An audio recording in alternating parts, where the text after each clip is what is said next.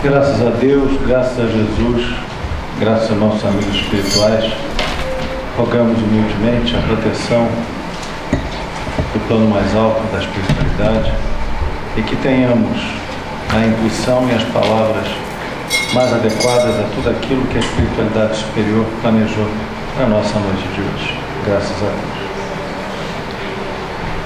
Outro dia eu conversava com uma irmã lá na casa que me acolhe, e ela falava de uma conversa que havia tido com uma outra pessoa. Essa outra pessoa professa uma outra religião, naturalmente, e elas conversavam sobre temas religiosos, sobre a ação de Deus, e por algum motivo chegaram a conversar sobre um determinado tema em que a doutrina espírita tem uma posição a respeito. E lá pelas tantas, ela expunha os motivos dela, os motivos que ela encontra na doutrina espírita, e a outra irmã respondeu: mas isso não está na Bíblia. E aí a minha confreira disse assim para mim: bom, quando a minha amiga disse isso não estava na Bíblia, eu fiquei sem ação, eu fiquei sem resposta, sem ação, e nós paramos de conversar sobre o assunto ali. Aí eu perguntei para ela: mas vem cá, por que você parou quando ela disse que isso não estava na Bíblia? A minha amiga não soube responder direito por que parou. Eu disse: bom, você não parou exatamente por respeito à posição dela, então não quis confrontar a posição dela com algo mais, digamos assim, concreto, algo mais afirmativo. Não foi isso. Ela não parou por respeito à posição da amiga. Ela parou porque ficou sem ação diante desse argumento. Isso não está na Bíblia. Eu disse para ela: bom, então olha só, você se deteve diante de um argumento bem fraco. Como assim?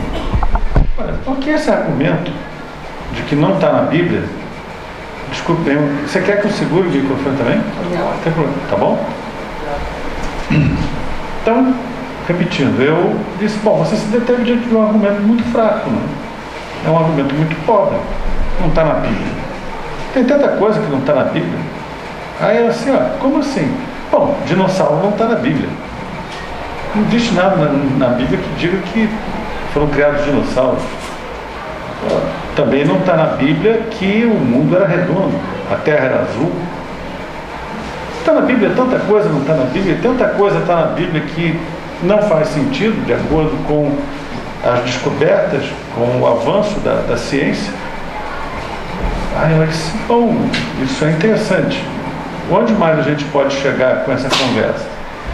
Eu disse: olha, vamos pegar a Gênese. Pegar a Gênese de Kardec, que é, na verdade, um estudo comparado da filosofia espírita com outros ramos filosóficos, das descobertas científicas até aquele momento do século XIX, e como o espiritismo via essas descobertas científicas. Então tem um capítulo na Gênesis, o capítulo 12, em que Kardec ele faz comentários sobre a Gênese mosaica. Todo mundo já leu a Bíblia?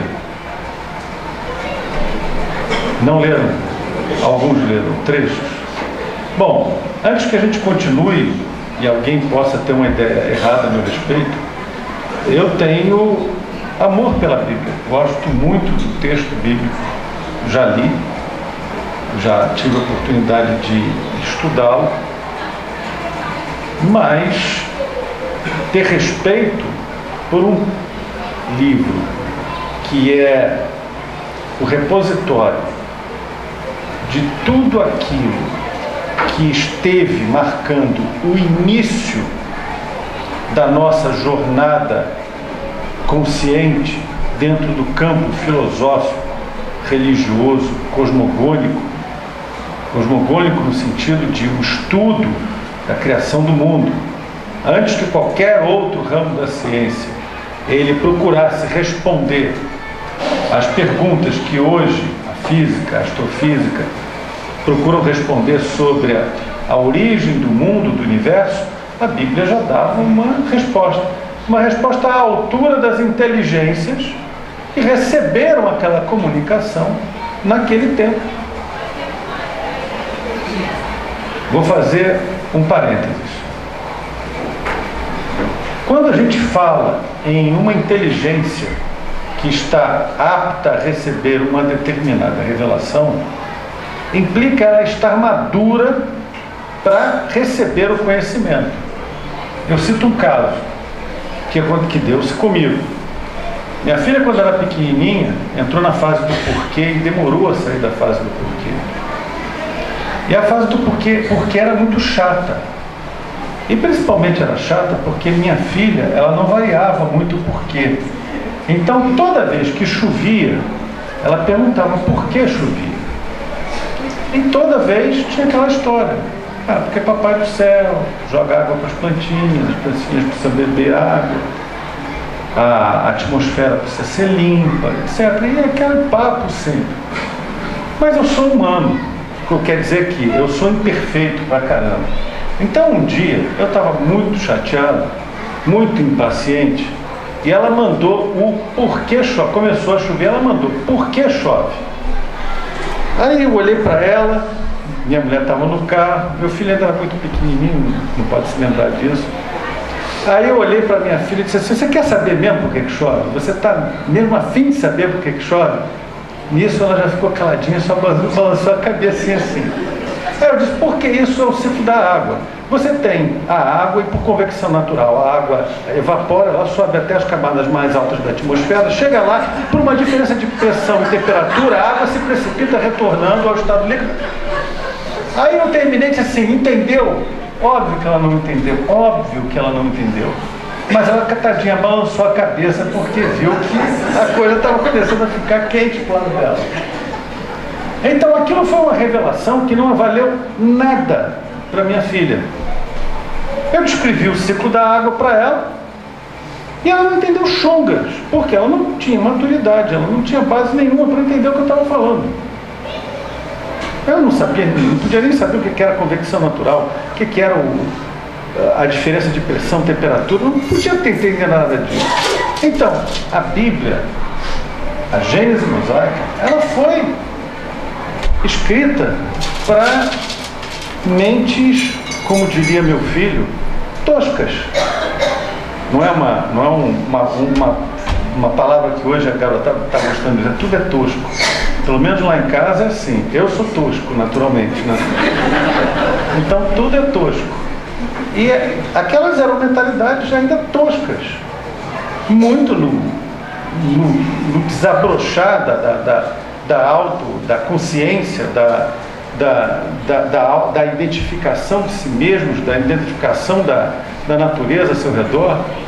Então, aquela visão cosmogônica, aquela visão da criação do universo que foi apresentada a eles, era algo que se coadunava completamente ao estado de maturidade mental deles, como a história para nossas crianças, de que não deixa de ser verdade, né? No fundo não deixa de ser verdade que Deus faz que a água caia na forma de chuva para matar a sede das plantinhas. Isso é o que atende a criança entendeu isso, ela apreende isso. Aquelas mentes, elas apreenderam aquilo que foi transmitido a elas através de Moisés, através da sua Gênese. Agora, uma coisa é nós nos rendermos à quase poesia do texto bíblico, nos rendermos à delicadeza até com que Moisés brindou aquelas inteligências ainda tão rudimentares com uma visão tão transcendente da criação do mundo.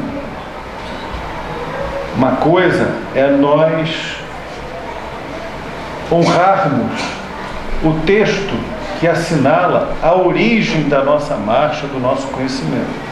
Agora, a outra coisa é olhar para o texto e se apegar exclusivamente à letra, sem entendermos o espírito com que ele foi escrito e para quem ele foi escrito. E aí vem uma série de equívocos, quando se toma ao pé da letra aquilo que está lá. O primeiro equívoco está em considerar a própria datação da criação de Adão, que seria então o primeiro ser humano. Pela cronologia bíblica, os melhores estudiosos, não eu, as pessoas que realmente entendem do texto bíblico, eles chegam à conclusão de que Adão, ele teria sido criado 6.000 anos antes da nossa era atual. 6.000 anos antes, gente, só no Museu do Louvre tem a Pedra de Hammurabi, que tem 11.000, e é o primeiro, pelo menos para os ocidentais, é o primeiro registro flagrante de que o homem já dominava a escrita. É para muitos o marco da história, do início da história, porque a diferença entre pré-história e história é exatamente o momento em que a humanidade começa a registrar, começa a escrever os fatos que lhe acontecem. Então isso marca o início da história. Antes da escrita é pré-história. E isso eu estou falando da Pedra de Hammurabi, que hoje a gente lê que os chineses afirmam que tem registros de escrita de mais de 20.000 anos. O único problema é que os chineses falam um monte de coisa e não mostram nada. Então a gente não sabe até que ponto é verdade, ou eles estão preservando realmente alguma coisa que é uma relíquia. Mas enfim, com certeza a gente já estava por aqui há 11.000 anos, porque escreveu fósseis e outros registros, etc, etc. Homo erectus já tem 500.000 anos. Então que história é essa de Adão com 6.000 anos? Gente da nossa espécie, Homo sapiens sapiens, pelo menos 30.000 anos. Então que história é essa de ter sido criado há 6.000 anos? E aí começam uma série de incoerências. Se tornam mais incoerentes se elas são assumidas exclusivamente de acordo com a letra, não com o espírito, não com um entendimento mais amplo. A própria história da expulsão de Adão e Eva do paraíso. Todo mundo conhece a história da maçã, que não necessariamente era maçã, isso é um problema de tradução, vem de eras para outras, e, enfim, existia um fruto, uma árvore, que estava no centro do jardim do Éden, e que Deus disse para Adão e Eva que eles não comessem daquela fruta, e aí há toda aquela história envolvendo a cobra, envolvendo Eva, e aí também uma grande dose de patriarcalismo, né? Porque o que foi Eva que caiu no engodo da serpente, né? E no final das contas, para Eva ficou a pior parte, né? Porque Deus, no final, puniu Eva dizendo que ela iria parir com dor e iria sofrer todos os males que resultam, inclusive, do mal de Eva, né? Que é o ciclo menstrual das mulheres. Quer dizer, para as mulheres ficou a pior parte de tudo. Para os homens ficou uma parte também que doeu, que era a ter que tirar com o suor do rosto o sustento da terra. Mas as mulheres também entraram nessa, então as mulheres é que ficaram com a pior parte, uma visão bem patriarcal. Ninguém nunca pergunta, por que ficaram com a pior parte? Né?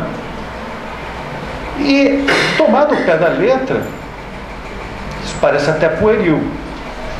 Mas se a gente pensar não em Adão e Eva, pensarmos em uma humanidade que ela vem para a Terra. Espíritos que de alguma maneira não acompanharam a evolução dos orbes onde vinham fazendo a sua jornada evolutiva e que foram então reencaminhados para um orbe onde eles poderiam de alguma maneira tirar maior proveito das suas experiências como encarnados, porque o objetivo da lei divina, natural, não é punir ninguém. Eles vieram para a Terra como uma punição. Não, eles vieram para a Terra como uma oportunidade de se reajustarem com a economia divina e apressarem a marcha evolutiva deles, porque eles não vinham conseguindo isso onde estavam. É mais ou menos como um pai, uma mãe que troca o filho ou a filha de escola, porque naquela escola não está tendo um bom rendimento. Tem uma outra escola que pode ser mais adaptada para aquela pessoa, para aquele aluno. Então, aqueles espíritos, eles vieram para a Terra. É a ideia da expulsão de um paraíso idílico. Lá naquele paraíso eles não conheciam, digamos, tantas dores físicas, tantos ardores para poder produzir alguma coisa.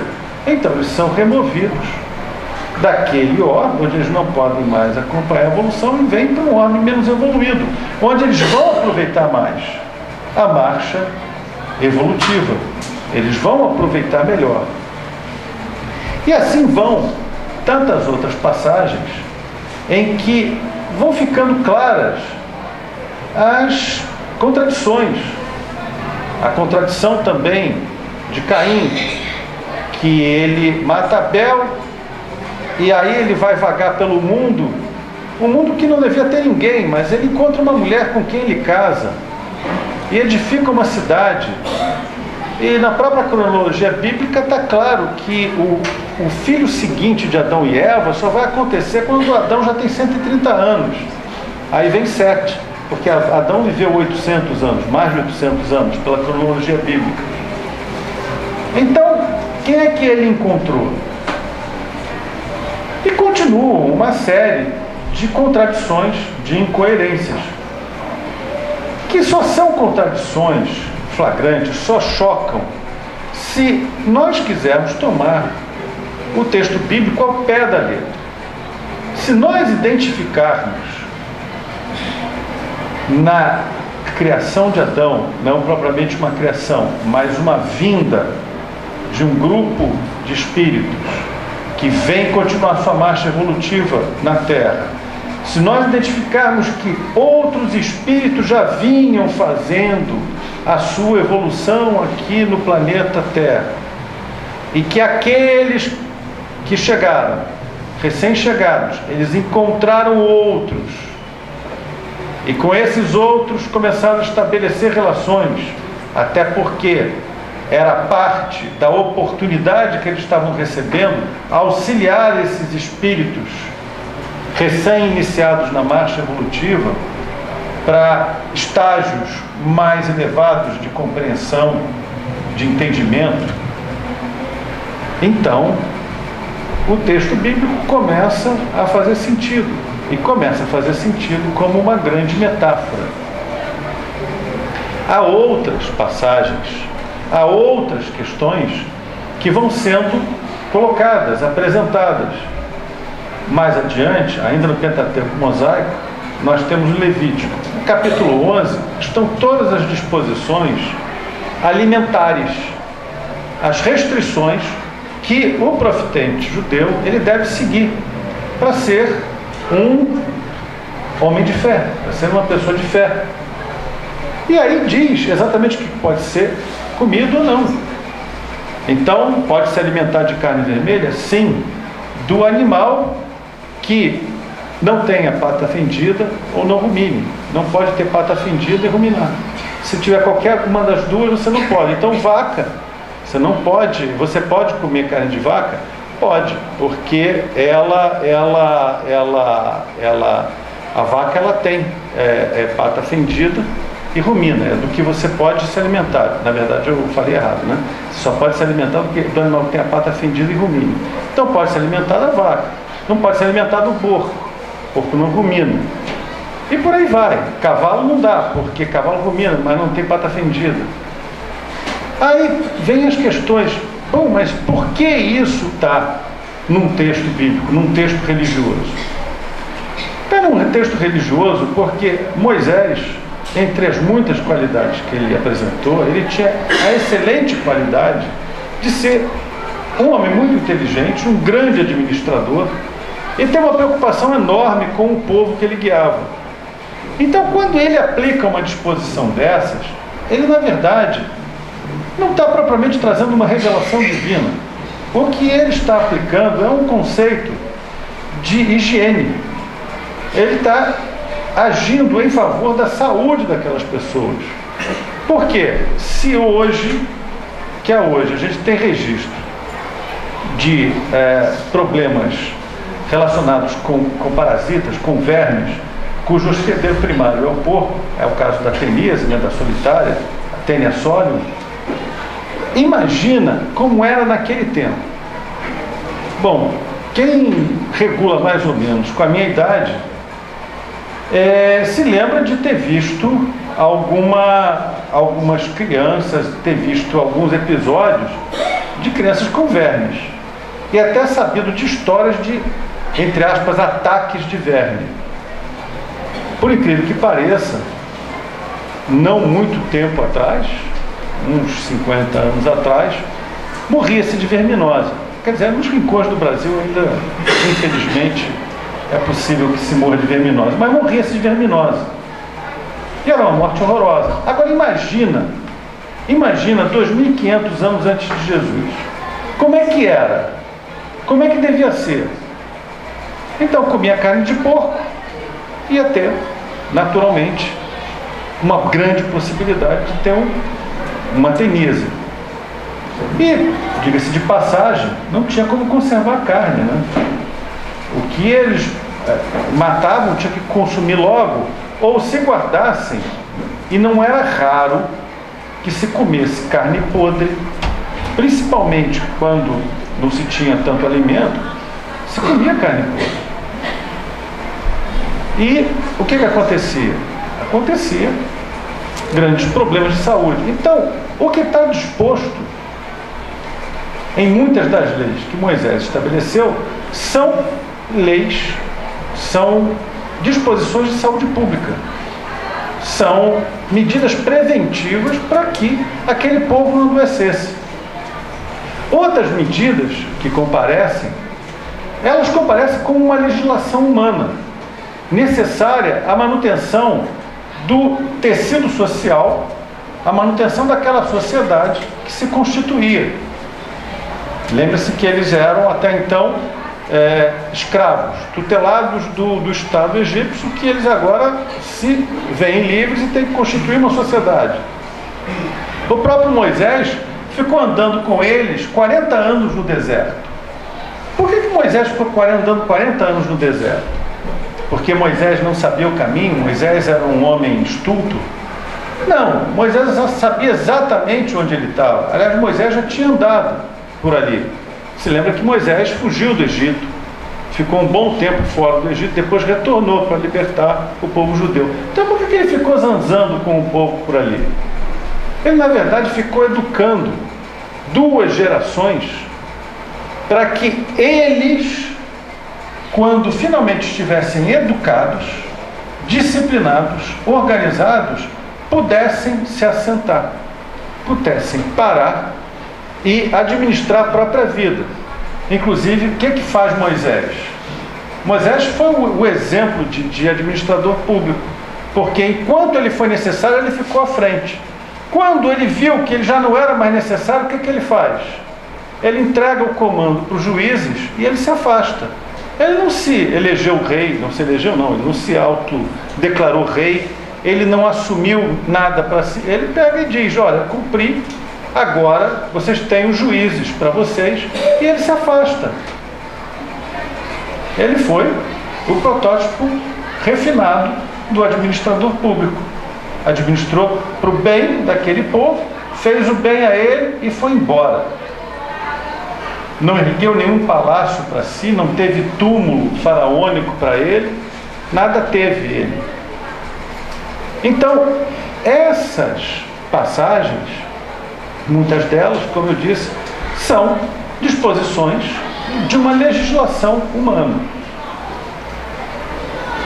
Quando existe uma confrontação do texto, apenas o texto, com tudo aquilo que já se avançou em conhecimento, e a religião, ela não abre os olhos, não abre a mente para entender, incorporar, aceitar aquilo que a razão humana conseguiu avançar, que o trabalho das pessoas conquistou, o que faz a religião é se colocar numa posição vulnerável, uma posição em que ela se marginaliza e perde terreno entre aqueles que têm uma capacidade de pensar, de raciocinar um pouco, digamos, mais evoluída.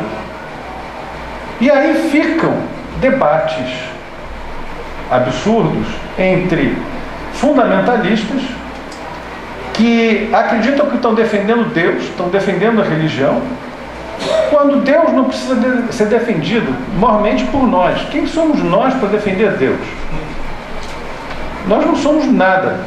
Para defendermos Deus é uma pretensão, uma arrogância achar que algum de nós vai defender Deus.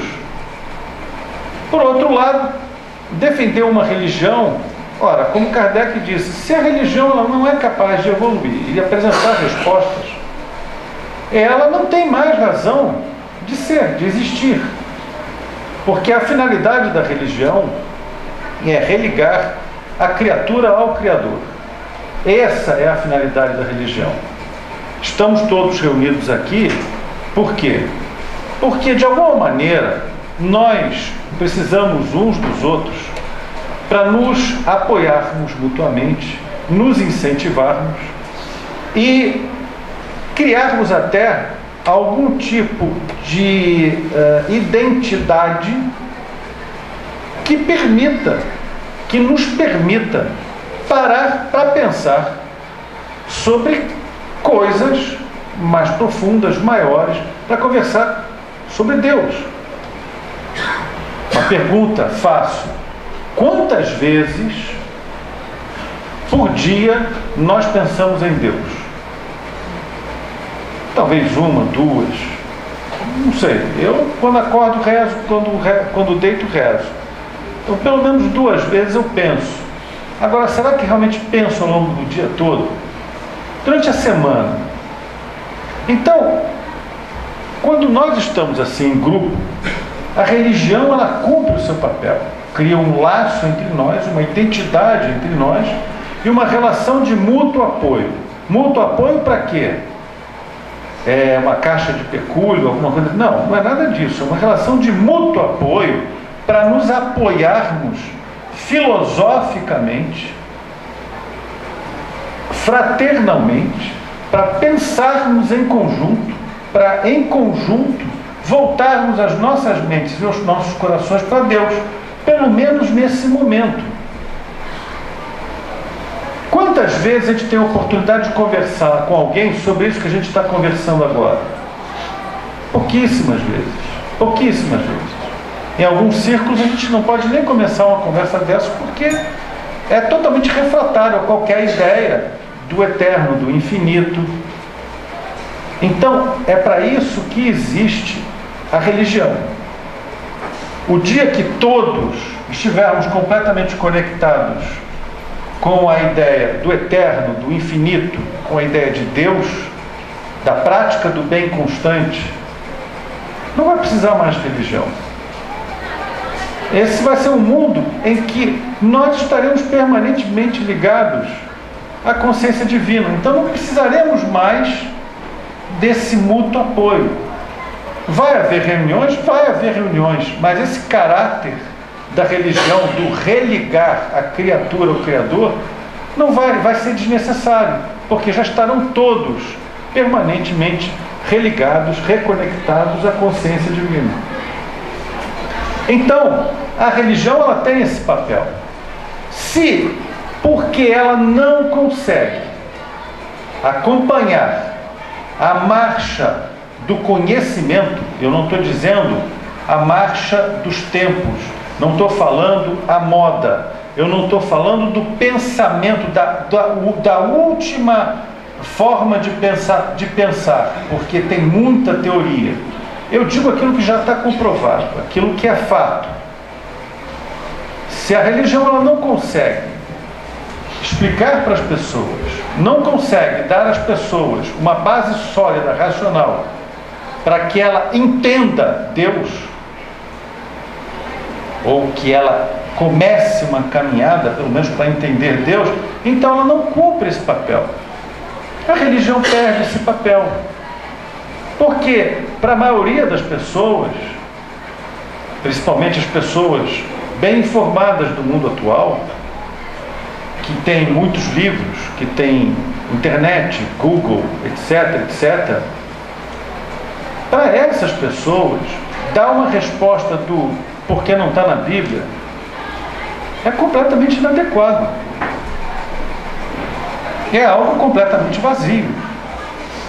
É algo que, mesmo que possa, num determinado momento, calar algum tipo de pergunta, algum tipo de questionamento imediato, à medida que essa pessoa ela parar para raciocinar um pouquinho, isso vai produzir um efeito nela completamente contrário.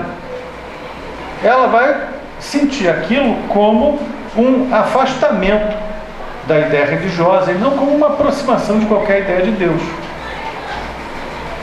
Tanto que nós fazemos uma ideia muito equivocada, por exemplo, sobre os dogmas. Mesmo no meio espírita, nós gostamos muito de dizer que o espiritismo é uma religião sem dogmas.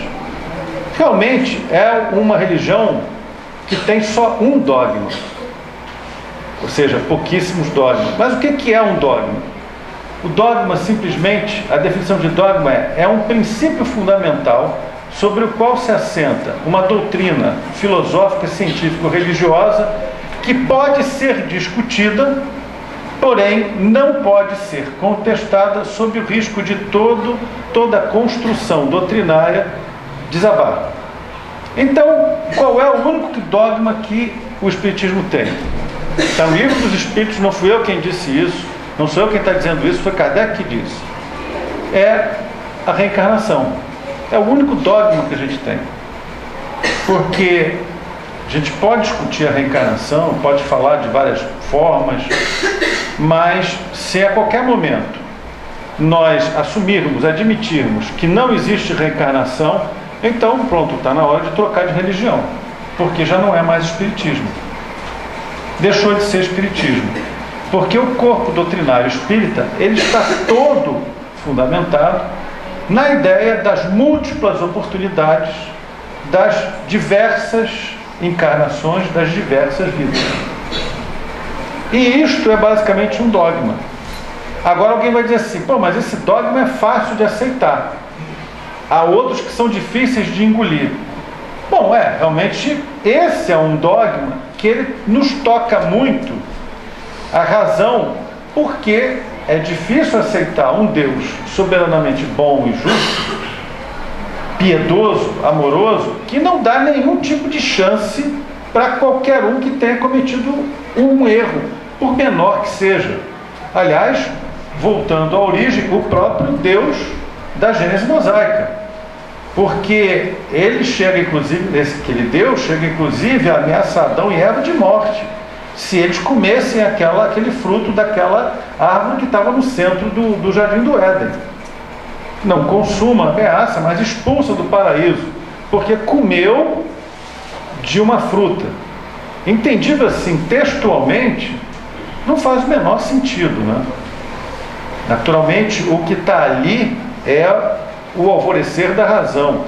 O que expulsa as pessoas de um paraíso é quando o princípio inteligente chega à condição de discernir o bem do mal e faz escolhas, inclusive escolhas não prudentes, equivocadas.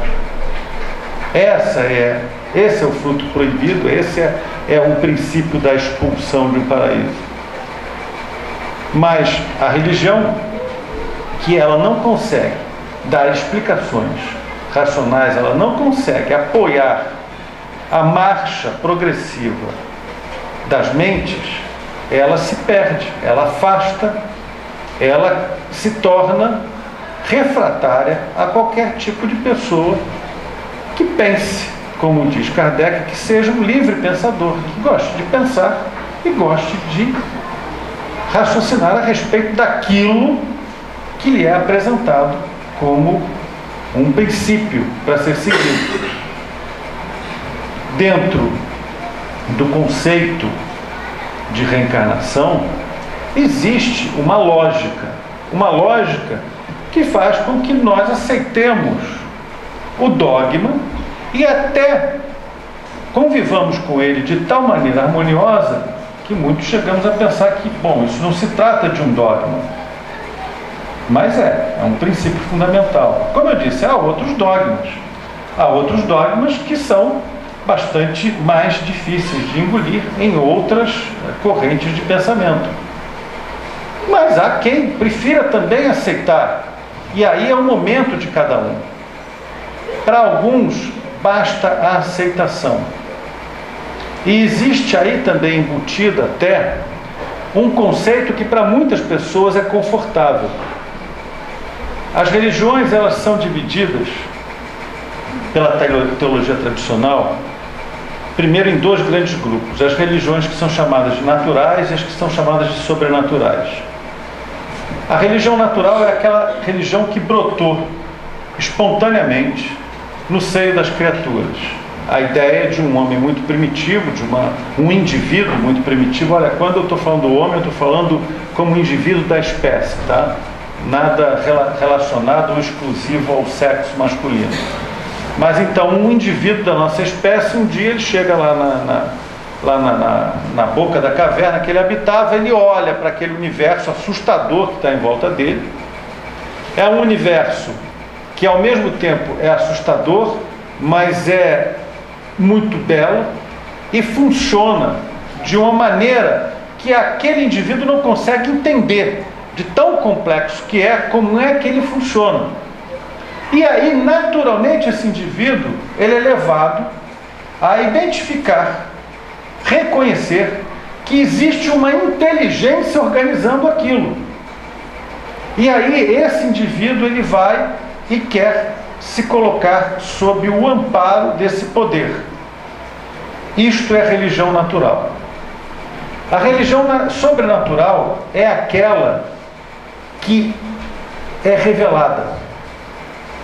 É aquela em que um agente externo à humanidade, ele vem e traz uma novidade que a inteligência humana, ela por si só não teria desenvolvido. São religiões reveladas. O próprio judaísmo, Moisés trouxe uma revelação, no mínimo, os 10 mandamentos. Ele trouxe e disse: olha, essa aqui é a lei. Outra revelação é a revelação cristã. Todas as religiões cristãs são religiões sobrenaturais, porque houve uma revelação que nós não chegaríamos a ela por nós mesmos, ou levaríamos um tempo enorme até concluirmos. Qual é a grande revelação de Jesus? A grande revelação de Jesus é: ama a Deus sobre todas as coisas e ama teu próximo como a ti mesmo. Aí alguém dirá assim: ah, mas isso não é tão difícil de deduzir. Olha, gente, até hoje nós não conseguimos nos amar. Imagina naquela época que ele trouxe esse fato. Quando ele trouxe à luz esse fato, vivia-se sob o império da lei de Talião, olho por olho, dente por dente.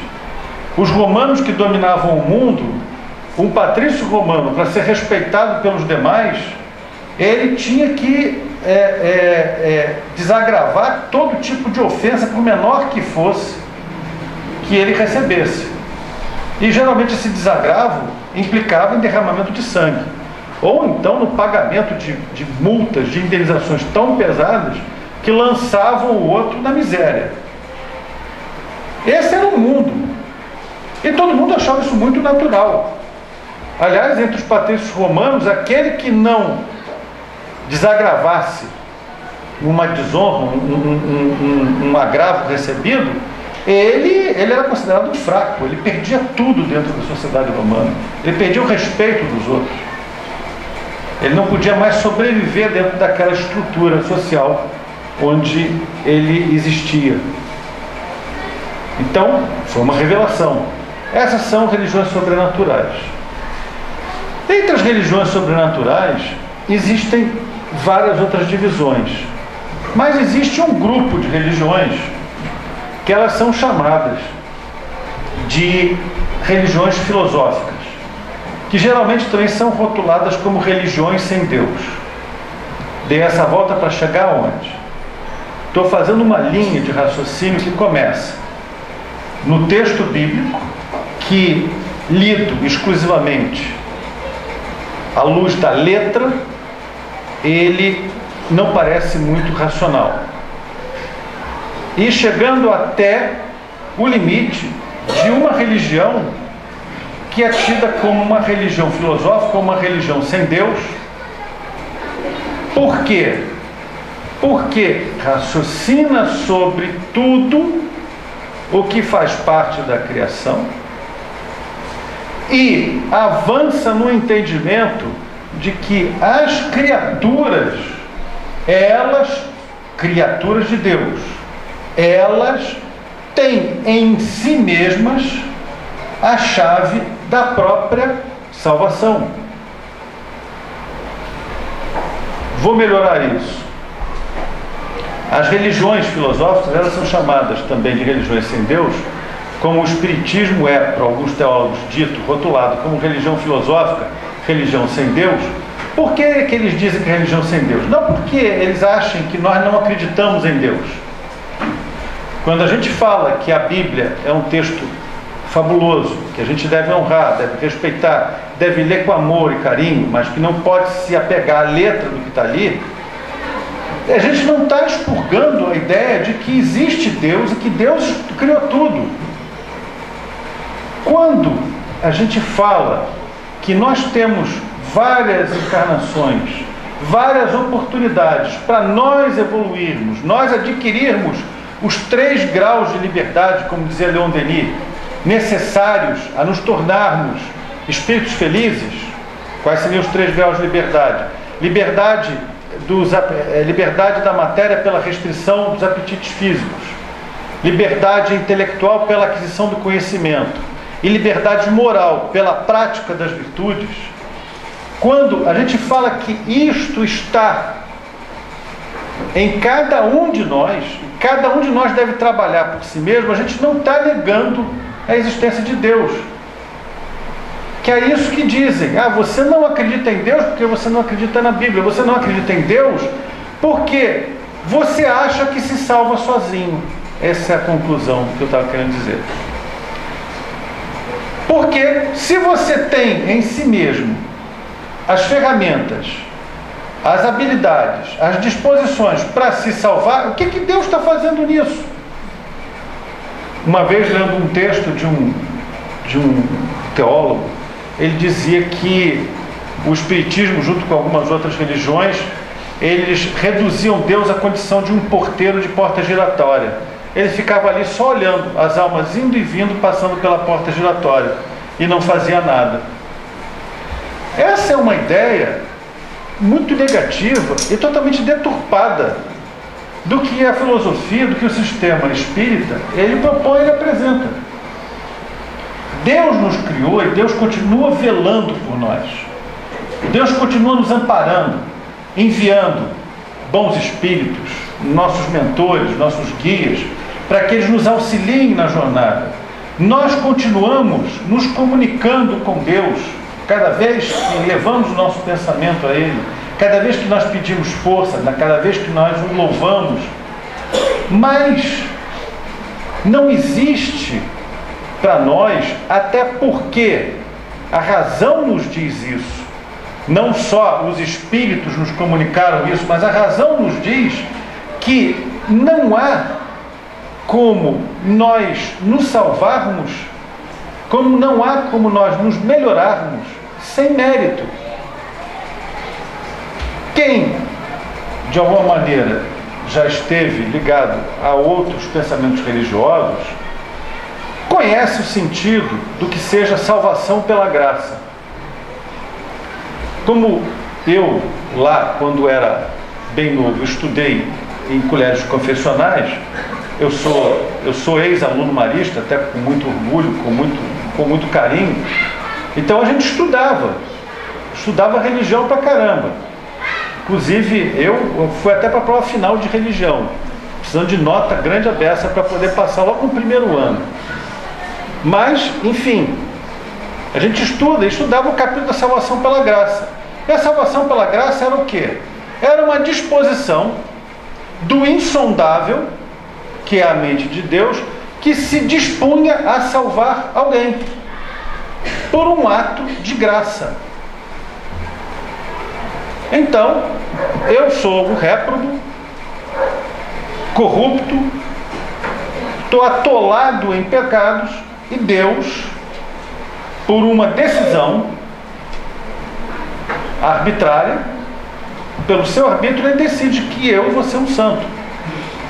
É mais ou menos a história que se contava muito antigamente da conversão, por exemplo, de Francisco de Assis.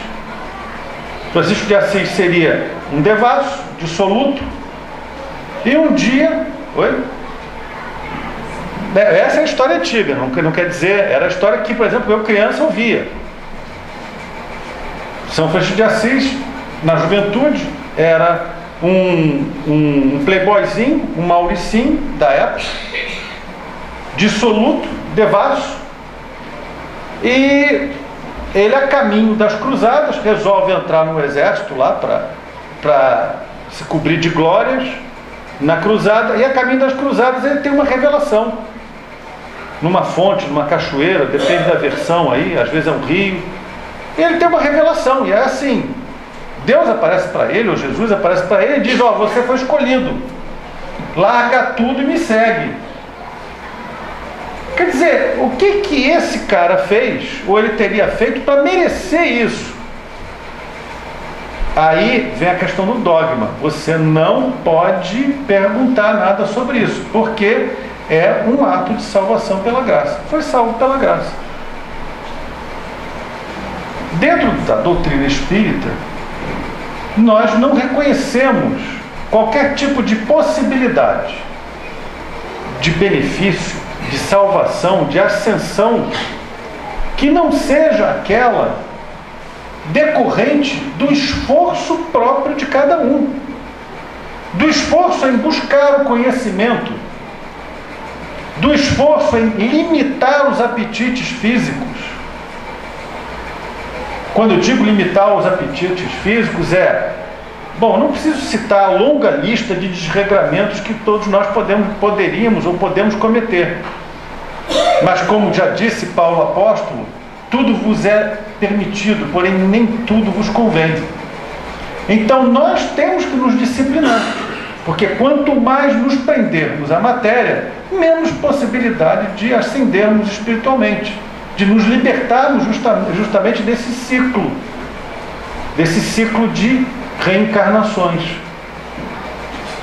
Quanto menos nós tivermos disciplina para aplicarmos práticas virtuosas à nossa vida, menos poderemos ascender.